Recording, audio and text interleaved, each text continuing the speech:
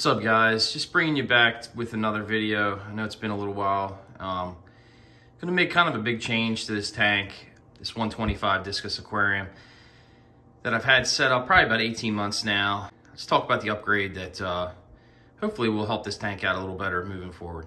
So looking underneath the aquarium right now, you guys have seen, right now I have one FX6 set up on the one side, and the other side is the Fluval 306 that I had when this configuration was like a 60-gallon. So I kept that running. It's been doing a pretty decent job. I do feel like it could be stepped up a notch, and I'll show you what I plan on doing. So right now, I have one of the FX6 outputs is going in the corner, upper left corner of the tank, with the return being on the far side on the right. The Fluval 306, I had the output kind of in the middle of the tank. It's kind of hard to see right there with the input going here. So what I found was this is probably a bad idea. So what ends up happening is most of the debris pretty much collects in this area. So what I found was with both the outputs going in the same direction through the tank, I was having like a dead spot here where a lot of junk and debris and everything was kind of filling up here. So you guessed it, picked up another Fluval FX6 to add to the 125. Had this filter probably about a year now. It's been sitting in the garage, and just hadn't had the time to do this project, but just want to show you guys how it's going to work out. So right now with that water flow issue going on, I don't know why I configured it like that with everything going in one direction. Right now it's going to be an input here with an output here, probably angled this way, so it can kind of like suck up some of the debris there on that side of half of the tank. And then over here, I'm gonna leave the input where it's at here because it seems to be doing well there. And then the output for the new FX6 is gonna go where I have this input. So I know it's hard to see there. So basically one FX6 here, and then one here. So I think with that coverage, it should give me better flow, keep the corners of the tank where everything's kind of getting gunked up a little bit better. So obviously in order to start the process, the 306 needs to come out. I'll be taking that out. I'm gonna use everything inside there along with some new Biohome.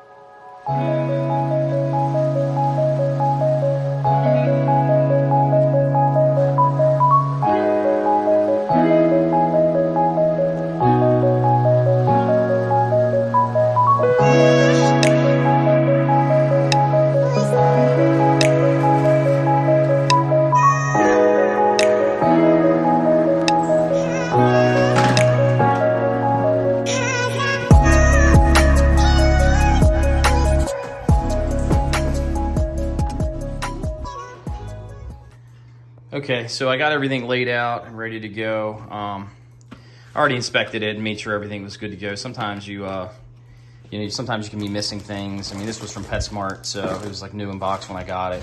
So everything's here. I just wanted to kind of show you guys how they come if you didn't see any previous videos. But it's gonna come with your output tube. This clear tube is actually kind of confusing. It's actually the hook on to the bottom of your filter system. You can remove this plug here, and you can actually do a drain if you want to do a water change, like a quick water change. I don't use that filter or that feature of the filter. This is going to be coiled up. It's actually one big section of basically your input output return. You have to. What I usually do is I split it in half, depending on your length. I mean, less is more as far as your flow. So you don't need like, if you have a smaller aquarium, you don't need like really long lengths of that. Inside the box that it comes with, you got your various pieces of plumbing. So you got your input, and then you got these two valves that are your in and out sides. So they're kind of like a quick release. They snap on and snap off, and you can isolate them and spin the valves to shut certain flow off at times if you're going to take this top off and actually do some maintenance within the aquarium. They give you a couple hose clamps. You are going to need those, and then it comes with these suction cups that are in the bag that are actually gonna hook onto your 90s that are gonna be for your return and your output. So that's basically it. It's really not that complicated. You know, if you buy one of these on Amazon, I've had situations where these turnbuckles, I guess you could say, they have snapped off because somebody likely tightened it down too much, and they can break. I broke one just torquing it down too much. You can actually break them. But if you contact Fluval, they actually sent me one for free. I think they're kind of expensive. They're like $12 like on Amazon. So did have that happen before. So just be careful tweaking these down.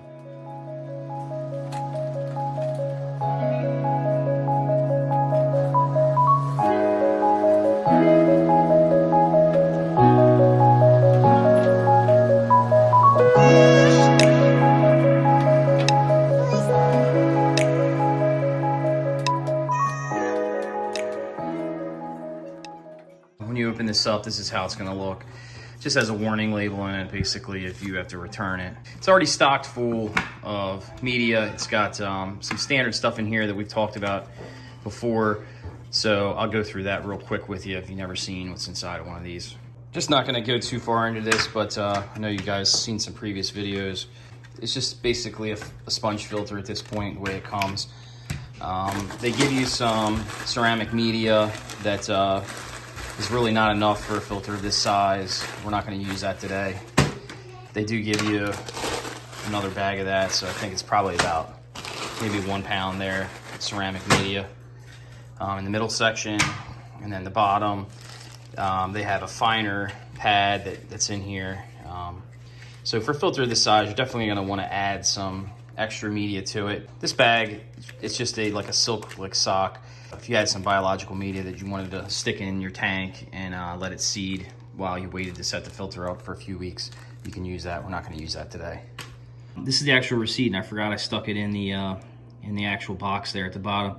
So these filters are normally $3.89. So I waited. I had a coupon that took it down to $120, and then they had something where if you purchased, you know, X amount of dollars, you got $10 off. So I actually got the filter for, after said and done, for $260, which is pretty respectable for this type of filter. So just hold out. I mean, I did buy like a plant that day, brought it up to $290, but you know, overall, you know, you can find these things a lot cheaper. One thing I was kind of curious of was like when I bought it, because I couldn't really remember, but it's kind of crazy. I actually bought it. Today is January 7th of 2023, so I bought it exactly a year ago. I had no idea. I knew it was in the winter time, but kind of wild. So saved $130, taking advantage of stuff that PetSmart already kind of runs. So just keep an eye on that.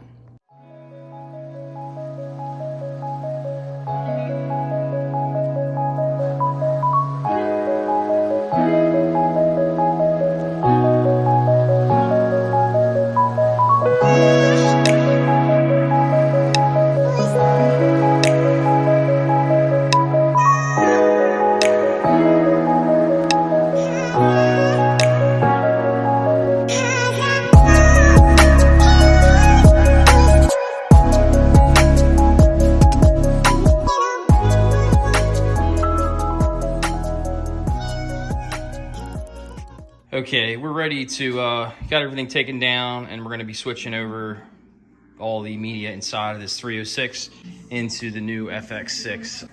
It's going to be a little while since I'm going to be able to actually, you know, hook up the filter, probably maybe about an hour or so. So I did stage it about halfway with some water. It is tap water. I did add some stress coat dechlorinator. Pretty confident it's not going to, you know, kill the cycle. So I'm gonna break everything down, switch it into the FX6. So forgot to mention, this is obviously not gonna be enough to go within all these trays. So I did have the BioHome media that I've been using that's gonna be going into some of these trays. I'm gonna crack this one open. It has not been touched in probably 18 months, so I know it's going to be disgusting. The flow on it was very slow, and it's just me not doing what I'm supposed to be doing with you know, doing maintenance on this, but crack it open and let you see it, and then I'll switch everything over. All right, opening it up for the first time, about 18 months, so it's actually not that bad.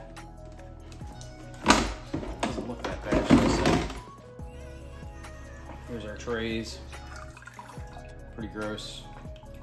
Not as bad as I would expect though. And here's our trays. Try to show you guys here. So these don't really collect anything, so they look pretty good. Then we can put them to the side. And they're gonna go into our new FX6. And this one, there's 2 full trays that I've been running. And these are just polishing pads, so it actually doesn't look too bad. Pretty gross, but not horrible. I've seen worse. So let's switch it over.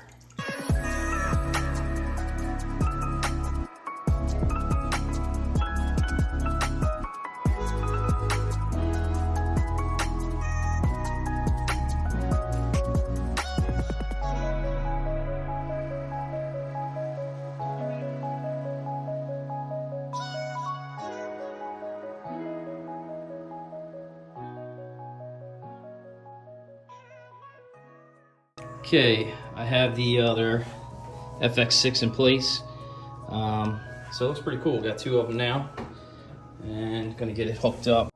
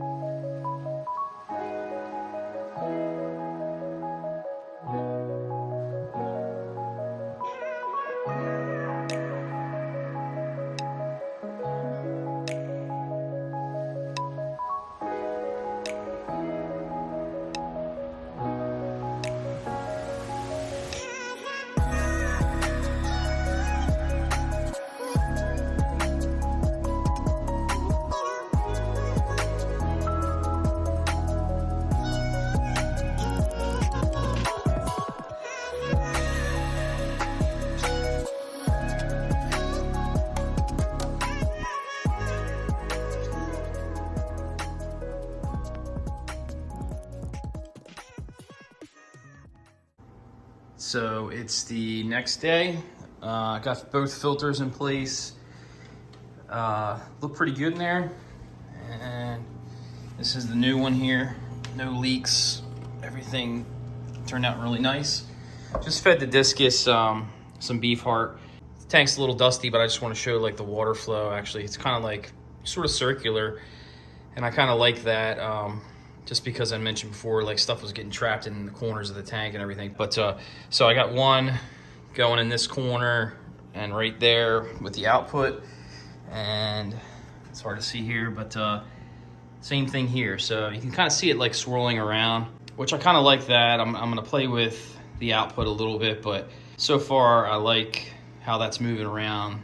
You know, this is beef heart, so it kind of dusts up for a little bit and dissipates pretty quickly, but you know, this was not the problem side, obviously, because I had an input there, but over here it's looking pretty good. I can tell that the filters are working pretty good in concert with one another. So far, so good. 2 FX6's on this 125. I know it's overkill, but overkill's my middle name. So hopefully keeps the tank water parameters a little nicer between water changes, and I'll keep you posted.